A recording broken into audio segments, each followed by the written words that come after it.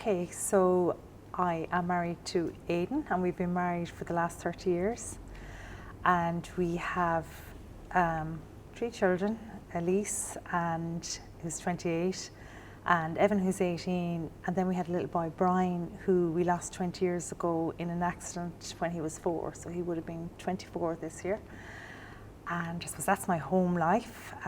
We've moved house 2 years ago, so we're living in Kilkenny City. I'm very excited to be back living in town.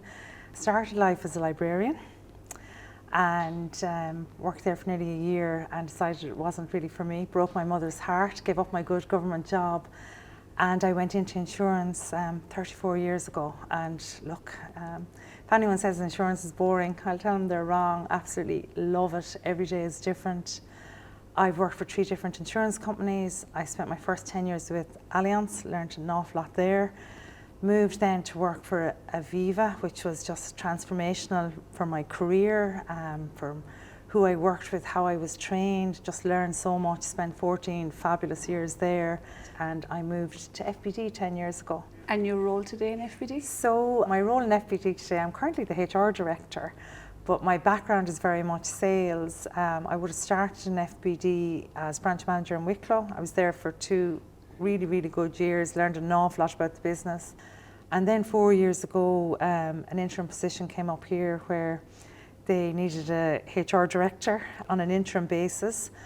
And yeah, absolutely loved it. It works really well for me. It's so linked to driving the business. So I think the link between HR and how the business works now, that, I really, really fitted in and did a HR diploma the first year I was in, and then did a master's in business as well, which I finished last year, and just loving life in HR now. So 4 years in, yeah. Wow, love that, loving life in HR. Tell us about the location and the beautiful space we're in today and what it means to you. This was our basement and we had the operations in it for years and years, and we didn't really know the guys working in operations because they were very far removed from the rest of the business. So a decision was made in 2018 that we'd move them up so they become part of the core business, and that we'd renovate down here, that we'd have a chat and chill, an area where we could all meet and break out. We have a lovely lady Anne on the coffee dock, and if you need a bit of headspace and you're going into a serious meeting and you need to chill out, go down and have a chat with Anne, meet someone here. It's just a really, really... It's fabulous. It's a really nice area, and we've had some really fun times in it. It's been just brilliant since everyone has come back to work. Everyone really loves it. Brilliant. What and who are the experiences that influence how you show up as a leader today?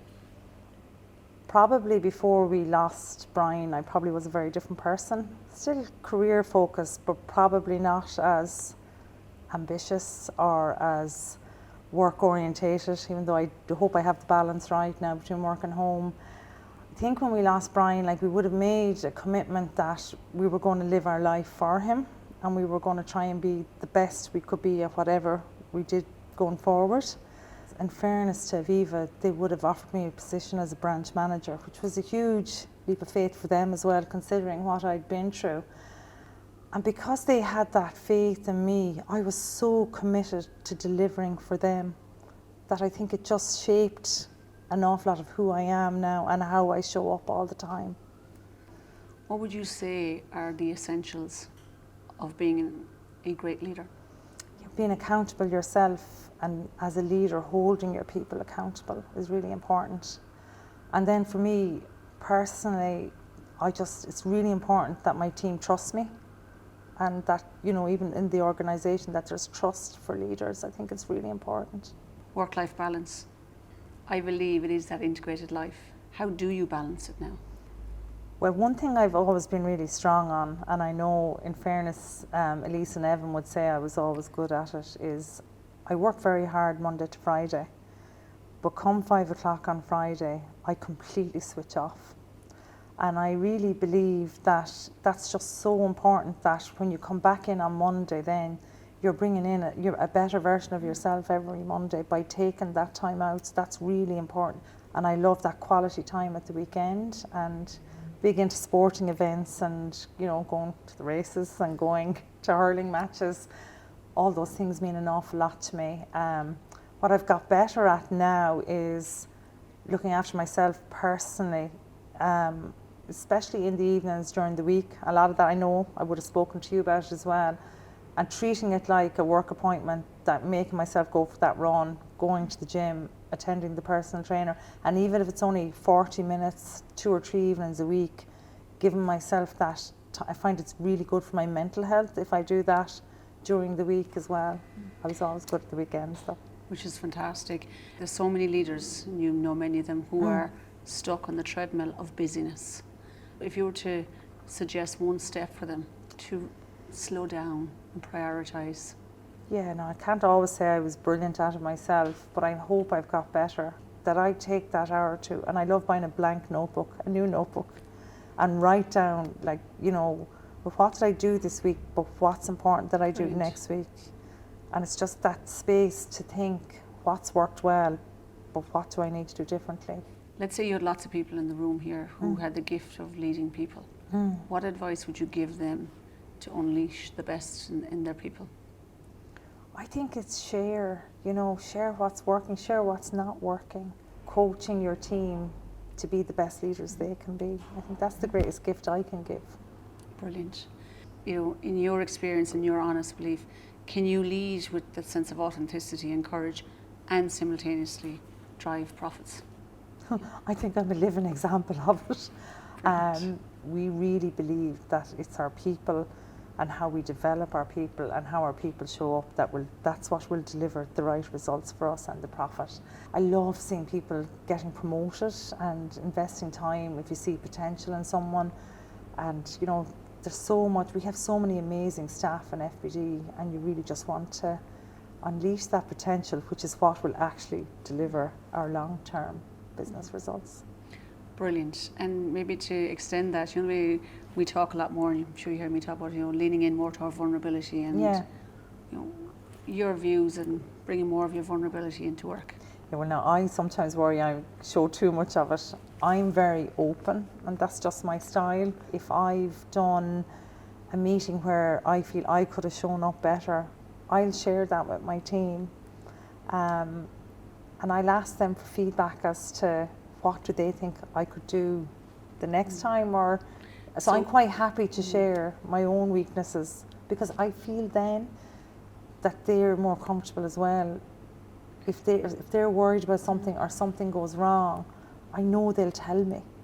Is it your weakness or is it your realness? I share reality, yeah. I say it as it is. Yeah. So it's the honesty and reality would be... Yeah, I tell it as it is. If you had a tagline, a leadership tagline that went with Carolyn O'Hara's name? I think I'm very high energy, so I think if you ask people to describe me, I think that's how they describe me. And that, you know, someone gave me feedback lately that sometimes I'm so enthusiastic about the business or what we could do and the potential and what, you know, that I might scare people. So I actually kind of have to, I'm a little bit more aware of that the last few weeks, and that positive enthusiasm. Yeah, that's just, I get very enthusiastic about our future strategy and, you know, all we could do. There's just huge potential working in a company like FBD. There's such amazing people working here. It's a privilege, so yeah. Loving the energy. What are you most proud of you for? I think going back doing the Masters, I took on the HR diploma. I was doing the Masters in Smurfit at the same time, and I was in a new job, and you know, I'm proud of how I handled that year. What would you say resilience is? I think resilience to me is being positive all the time, you know, that I'm not dwelling on the past, the ability to let things go. What are you obsessing about today? I suppose we're in the middle of strategy and preparing next week that we're in with the board, and I want to bring my best self to that meeting and prepare for that. So I suppose that's my main objective over the next couple of days. Brilliant. When are you happiest in your working day? Oh God, I'm happy all the time. Just that start to the day, that fresh start to the day. What's your favourite hobby? Going to hurling matches. We had the county final on Sunday. I don't know what I'm going to do now. Yeah, Kilkenny hurling has been amazing to us, and I don't think teams like that appreciate how much they mean to people. Yeah. Wow. Who are the leaders you admire today? Today, well, I suppose close to home, very lucky in our CEO, our new CEO, Tomas. He's a very inspiring leader and very supportive, and like he empowers you to do things that you mightn't have done before. So I suppose he's probably the main person at the moment that I look up to. The best leadership book you read that is a must read for people? It's a guy called Hara, Life's Greatest Lessons, 20 Things That Matter. I suppose the main thing I took is, you know, you can be whoever you want to be, but you choose things that make you the person you are. Brilliant. Final question, what are you most looking forward to? What am I most looking forward to? My daughter's expecting a baby, so I'm going to be a granny in December, and we are very, very excited about that. Yeah. One of the most inspiring and wonderful, authentic leaders Thank you so that I have much. the privilege to work with and call friend. Thank you so much.